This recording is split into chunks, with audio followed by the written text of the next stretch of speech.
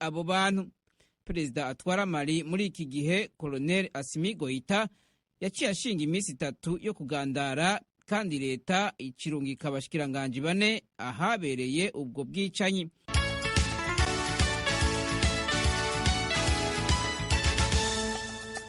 Hanze y'umugabane wa Afrika, hano muri Leta Zunze Ubumwe za Amerika ejo ku wa kabiri yavuze ko kubona Uburusiya buvuga ko abanyamerika 2 bwafatiye ku rugamba muri Ukraine bashobora kwicwa ari ibintu biteye amakenga n'ubwoba. Umuvugizi wa Perezidansi ya Amerika John Kirby yabivuze inyuma yaho umuvugizi wa Perezidansi y'Uburusiya Dmitry Peskov abwiriye ameshamakuru ku munsi wa mbere ko abo banyamerika 2 badakingiwe n'amasezerano y'i Geneve akingira imbohe zo mu ntambara. Ubushikiranganji bwa Amerika bw'imigenderanire n'andi makungu ejo ku wa kabiri bwaremeje ko hari uwundi munyamerika agira 2 yiciwe mu ntambara mu gihugu ca Ukraine. Hano muri Amerika kandi Perezida Joe Biden yavuze ejo ku wa kabiri ko ategekanya kuganira na mugenzi we w'Ubushinwa Xi Jinping. Ibiganiro bizoba bitumbereye gukuraho amatagisi Amerika yashizeho ku bidandazwa biva mu Bushinwa kugira agabanye ibiciro vyarenze umurengera hano muri Leta Zunze Ubumwe za Amerika. Abo bategetsi baheruka kuganira ku itariki ya 18 z'ukwa gatatu, igihe Perezida Biden yagabisha Perezida Xi Jinping ko atohirahira ngo afashe Uburusiya mu ntambara burimwo muri Ukraine. Amatagisi yashizweho ku ntwaro ya Perezida Donald Trump yari ku rugero rwa 25% ku bidandazwa by'Ubushinwa bifise agaciro k'amamiliyaridi y'amadolari. Ibi bihano byari bitumbereye guhana ico Amerika ivuga ko yari ingendo yo kwikunda y'Ubushinwa mu bijanye n'urudandazwa hamwe no gukingira amahinguriro yo muri Amerika.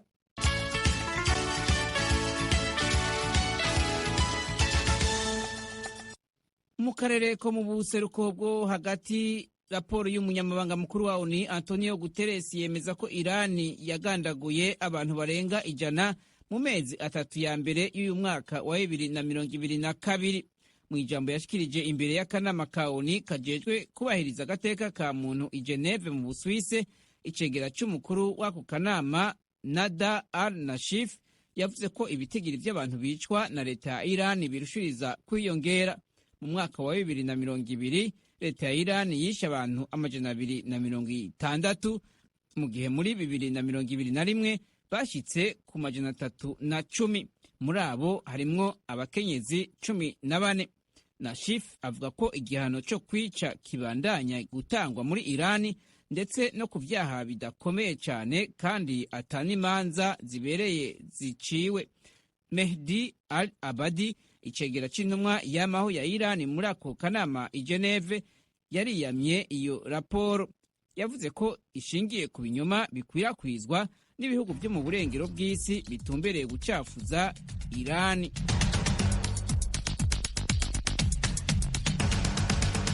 Urakoze Aloyizi Bigirimana. Mukomeje kumva radiyo y'Ijwi ry'Amerika yumvikanira kuri FM 104.3 mu Rwanda. Mu Burundi ni ku mirongo migufi ya shortwave kuri metero 19 na 22. Mushobora kandi kumva ibiganiro byacu muciye ku rubuga rwa internet kuri eshatu akadomo radio yacu VOA.com no ku mbuga za Instagram, Facebook na YouTube. Adresi yacu ni VOA radio yacu. Iwanyu mu ntara. Tuyagire mwisanzuye kwijwi rya Amerika. Ni kuva ku wa mbere gushika ku wa gatanu, kuva 7 gushika 7:30 z'umutaga. Iwanyu mu ntara, iwanyu mu ntara, iwanyu mu ntara.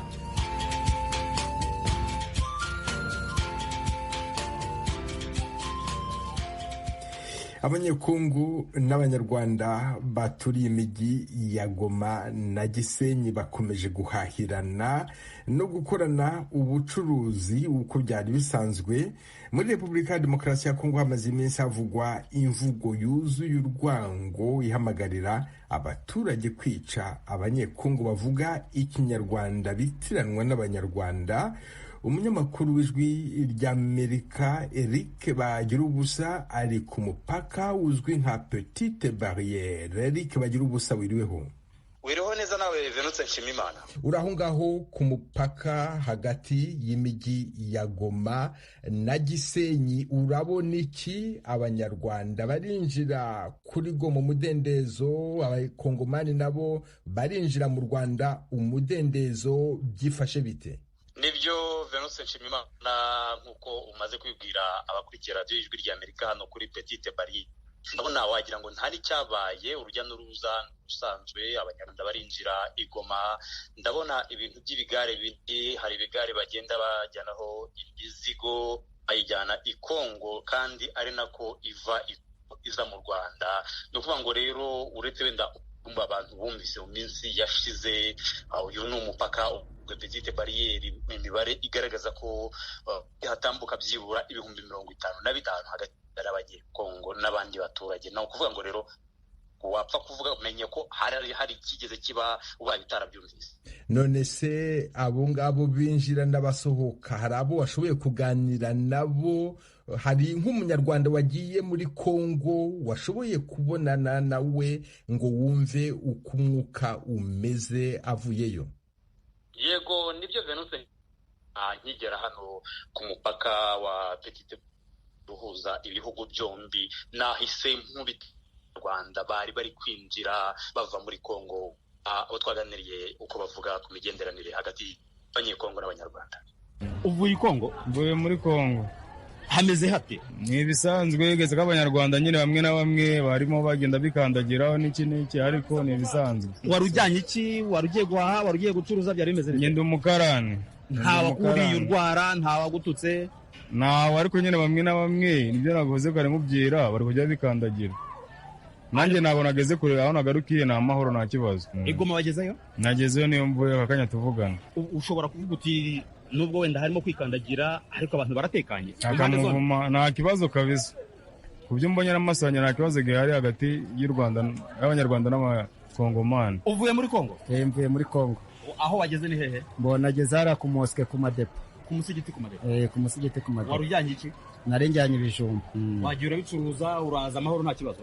Ngewe ni umuntu nari mbitwariye, mbese mbigezeyo narengeze, ariko nasanze nta kibazo. Abavuga ngo hari umwuka mubi hagati y'Abanyarwanda n'Abanyekongo, hari ubwo muri kuryana se?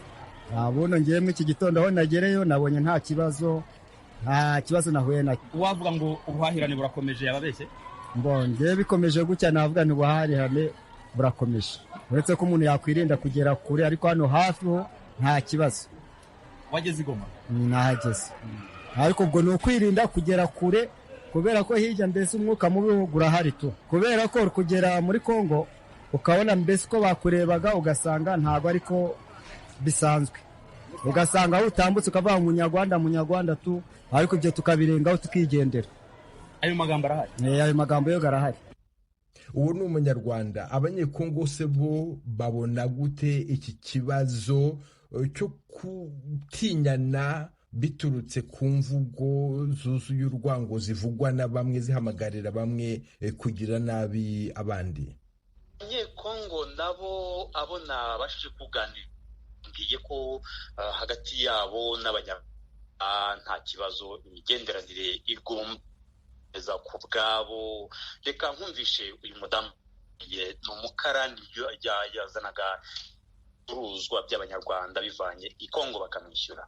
Mimi naona hakuna tatizo. Hakuna tatizo? Hakuna. Tunaendelea vizuri, hakuna tatizo kabisa. Hakuna, tunatumika vizuri, hakuna shida kabisa. Utarudi Kongo? Ndio, nataka rudi Kongo kwa sababu mimi ni karani.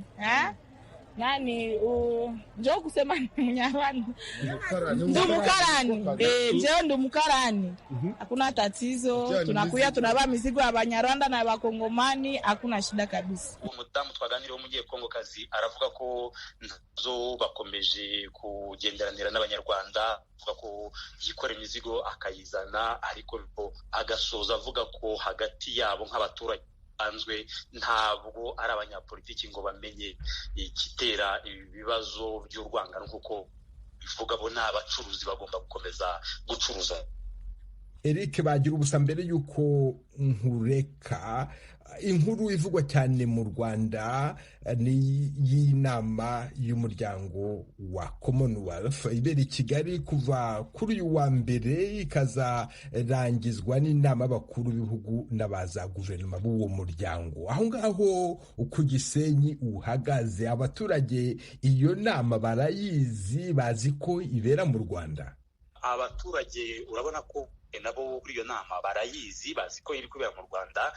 Reka ngo ngerageze mere nko gushushanya kuva i Kigali ukaza ukagera i Musanze, urabona ko abaturage bagiye batera amazu yabo amarangi mashya ku maradiyo cyangwa itangazamakuru byo mu Rwanda. Hano mu biganiro bagira ujya kumva abaturage bari guhamagara bakavuga bati kubera iyi nama yacoga mu inzu zo ku muhanda bagiye bategeka ko bazitera amarangi kugira ngo bakorane iyo sura nziza. Kandi ni nabyo koko nahoze numva bamwe mu banyamakuru ba hano ku Gisenyi bakorera ibitangazamakuru bya hano bambwira ko abantu bemerewe gucuruza ari abagomba mu ma etaje, abasanzwe bakora mu ma etaje asanzwe mu binyamakuru ko ngo ubutegetsi banze bwaba bwayafunze, bishoboka kuba byanye isano n'iyi nama mpuzamahanga yacogamo iri kubera hano mu Rwanda. Eric bagira ubusa, umunyamakuru w'Ijwi ry'Amerika ku Gisenyi, ndagushimiye cyane kandi nkwifurije umunsi mwiza. Venuse Nshimiyimana, nawe ugira umunsi mwiza na aho ngaho ku Ijwi ry'Amerika.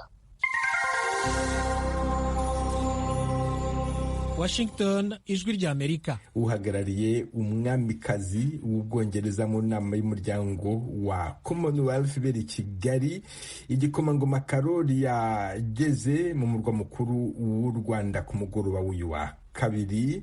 Mbere y'inama y'abakuru b'ibihugu, igikomangoma Karoli azagirana inama n'abantu batandukanye ku bibazo by'imihindukire y'ibihe, iterambere, gushakira imirimo urubyiruko no kurwanya ubusumbane hagati y'abagabo n'abagore. Kuri uyu wa gatatu aribuka jenoside yakorewe abatutsi, biteganijwe ko ahura n'abarokotse ndetse n'abagize uruhare mu bwicanyi. Mu cyumweru gishize ikinyamakuru The Times cyatangaje ko yavuze ko gahunda yo kohereza impunzi n'abimukira mu Rwanda, gahunda ihuriweho n'Ubwongereza n'u Rwanda, igayitse. Abagendana ubumuga bakomoka mu bihugu bigize umuryango wa Commonwealth bitabiriye inama igeze ku munsi wa gatatu. Kuri uyu wa kabiri, ihuriro ry'amashyirahamwe yigenga yita ku neza y'abanyagihugu ryarahuye, abantu bagera ku 1,000 barayitabiriye basuzumira hamwe ibibazo abagendana ubumuga bahura nabyo. Pierre Claver niyo nkuru. Abaserukira amashami yigenga n'imiryango idaranira inyungu za politike mu bihugu bivuga ururimi rw'icongereza bigize umuryango wa Commonwealth babona ko ata muntu n'umwe akwiye gusigara inyuma mu iterambere ry'ivyo bihugu. Aha abashimikirwa ko cane n'abagore, abana n'abagendana ubumuga butandukanye buboneka n'ubutaboneka ku mubiri. Ndetse abo bagendana ubumuga muri uwo muryango w'ibihugu 54 bemeza ko basigara inyuma mu migambi y'iterambere igenegwa abanyagihugu, kandi ko mu bihe by'ibiza nk'igihe c'umugera wa corona n'intambara bibagirwa akaba ari bo bahasiga ubuzima kurusha abandi. Richard Raiza ni umunyamabanga mukuru w'ihuriro ry'abagendana ubumuga muri Commonwealth yabibwiye Ijwi ry'Amerika. Ati ntivyoroshe kuko ari inzitizi nyinshi zituma dukumirwa, agateka kacu ntikubahirizwe. Bamwe batwita ko ataco dushoboye canke ko turi bantaho nikora, ariko sivyo na gato. Ni naco gituma ibihumbi n'ibihumbagiza muri twebwe bagendana ubumuga bapfa ku mwaka kuko tutitaweho nk'uko vyategerezwa. Natwe dutegerezwa guhaguruka tugahangana kugira ngo uburenganzira bwacu bwubahirizwe. Nko mu bihe vy'intambara canke ibiza, abambere bahasiga ubuzima ni twebwe. Muri corona incanco twazihawe ubugira kabiri canke gatatu inyuma y'abandi. Amakuru ntituyahabwa neza, akarorero n'abatavuga ntibumve canke ntibabone. Urumva ko bigoye ko bamenya amakuru. Mu Buganda hari n'abafunzwe ngo barengeje amasaha yo gutaha canke basohotse bitemewe mu gihe caguma mu rugo kandi nabo batigeze babibwirwa mu rurimi bumva rw'ibimenyetso. Amareta akwiye guhaguruka agakingira neza agateka kacu. Mugenzi we Samuel Munana, umuyobozi w'urunani rw'abagendana ubumuga bwo kutavuga mu Rwanda, ashimangira ko abafise ubwo bumuga bagiye kwa muganga babura ingene basigura indwara zabo kubera abaganga benshi batumva ururimi rw'ibimenyetso bakoresha. Mu kuganira n'Ijwi ry'Amerika, imvugo ya Munana twayisiguriwe n'uwuzi ibimenyetso by'abafise ubwo bumuga bwo kutavuga.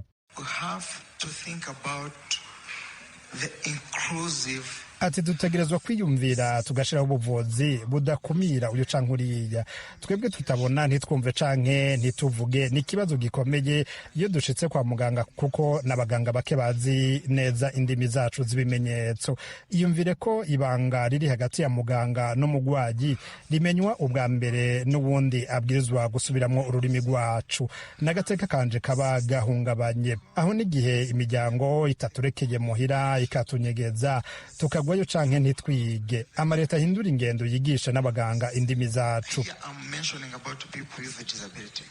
Umuvugizi w'imiryango itegamiye kuri leta mu Rwanda, Joseph Nkurunziza Ryarasa, ahamagarira amareta atandukanye kwibuka gushira mu migambi y'igihugu abagendana ubumuga kugira ngo n'ijwi ryabo ryumvikane. So bakwiriye guhabwa umwanya wa mbere kugira ngo ibibazo byabo byumvikane. Y'ibibazo byabaye, y'imihindukire y'ikirere yabaye, abadafite ubumuga barabasiga, ntihagire ubavugira. So ni ngombwa ko abafite ubumuga bazanwa ku meza aho za politike ziba ziganirwa n'igenamigambi, kugira ngo izo politike n'igenamigambi zisubize ibibazo by'abafite ubumuga. Umukuru w'inama nshingaamategeko Mukabarisa Domitire yuguriye icesi iyi nama, abona ko ari akaryo keza ko kuvugana ibibazo bihanze abanyagihugu muri rusangi kugira ngo iterambere ntihagire n'umwe risiga inyuma. Ati n'akaryo ko gusubira tukirimbura tukaraba neza ko atanumwe dusize inyuma mu iterambere uko yoba ameze kose, haba mu nzego, kwa muganga n'ahandi. Abantu bose bangane kandi bahabwe ivyo bari kuri we ku rugero rungana, hanyuma dufatane mu nda kugira ngo twese twubake ubushobozi n'icizere. Aha rero amashami yigenga murafise igikorwa gikomeye kugira ngo ibi bishikwe ko, maze abanyagihugu baringa imiriyaridi 2,600,000 babeho neza muri uwo muryango. Murabika itagenda neza n'icokorwa kugira ngo ubwo butungane bushikwe ko muri Commonwealth, cane cane abanyantege nke bitabweho kurusha abandi. Imiryango irenga 1,000 niyo yaserukiwe muri iyo nama ya Commonwealth, imwe muri zine zitegekanijwe gutangurira y'abakuru b'ibihugu izoba ku munsi wa 4 n'uwa 5. Bitekanijwe ko bashira hamwe ivyumviro n'imigambi babona yohinduka muri politike z'ibihugu kugira ngo abagendana ubumuga n'abanyantege nke bitabweho kurusha uko biri ubu. Pierre Claver Nkuru, Kigali, kubw'Ijwi ry'Amerika.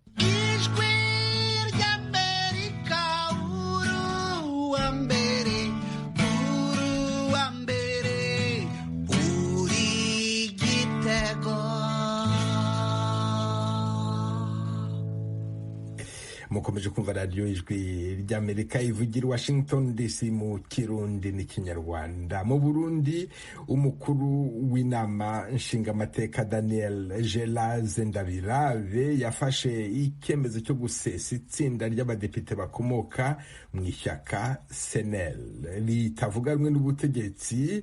Amategeko ngenderwaho y'inteko nshingamategeko abimuhera uburenganzira. Guhera ubu abadepite ba SNL bazajya bajya mu nteko nk'abigenga. Eloge Wirikaneza.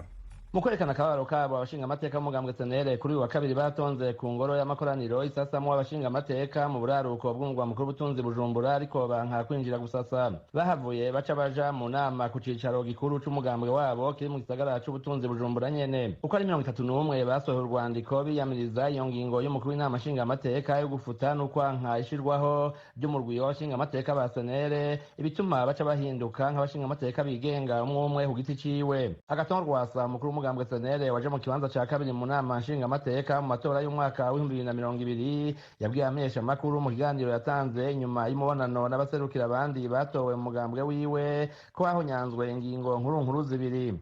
Ijana 70 y'ibwirizwa nshingiro ivuga ko abashingamateka bahuje ivyiyumviro iyo bamaze kuba 5 canke barenga bakaba banava mu bwoko butandukanye bemerewe kugira umurwi wihariye mu nama nshingamateka hamwe n'iya 50 y'itegeko rigenga inama nshingamateka ivuga ivyiyo nyene ijana na 70 y'ibwirizwa nshingiro. Rwasarongo SNL avuga ko atazi imvo nyamukuru zatumye umukuru w'inama nshingamateka Daniel Gerard Ndabirabe yafata iyo ngingo, ariko abibonamwo ikumirwa n'akarenganyo. Niko yabisiguye mu kajoro ko kuri uyu wa kabiri. Mu gihe ibwirizwa shingiro riha ubwo burenganzira abantu ntivyumvikana ingene uwundi muntu ashaka kuvuga ngo nta burenganzira mufise akabwemerera bamwe akabwanyira abandi. Ico bacihije inyuma twebwe ntaco twomenya kitavuzwe nabo baba bagitegura babona yuko n'ubwo burenganzira bw'iwacu tutoburonka. Amakuru twumva urukuru hirya no hino nuko ngo hoba hari ngo n'umugambi yuko mu nama nshingamateka y'akarere ngo atamusenere n'umwe yojamwo, mu gihe ibwirizwa rigenga akarere bisobanura neza yuko